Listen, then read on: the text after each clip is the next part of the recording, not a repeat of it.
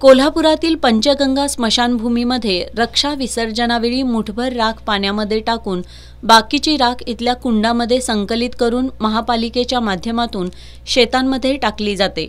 मात्र रक्षाकुंडातील राख पोत्यांमध्ये भरून थेट नदीपात्रात टाकण्यासह सोनं शोधण्याच्या उद्देशानं राख चाळून ती नदीपात्रात सोडण्याचे प्रकार वाढलेत।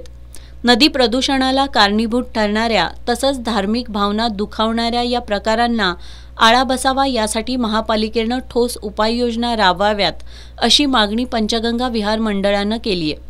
महापालिकेच्या आयुक्त के मंजुलक्ष्मी यांना या मागणीचं निवेदन सादर करण्यात आलं। पंचगंगा स्मशानभूमी परिसरात वावर असणारी भटकी कुत्री आक्रमकपणे पेटत्या चितेतून मृतदेहाचे लचके तोडण्याचा प्रयत्न करतात, त्यामुळे या कुत्र्यांचाही बंदोबस्त करावा। स्मशानभूमी ते जुना बुधवार तालीमपर्यंतच्या रस्त्याच्या बाजूला ठेवलेली लाकडं बाजूला करून वाहतुकीतला अडथळा दूर करावा।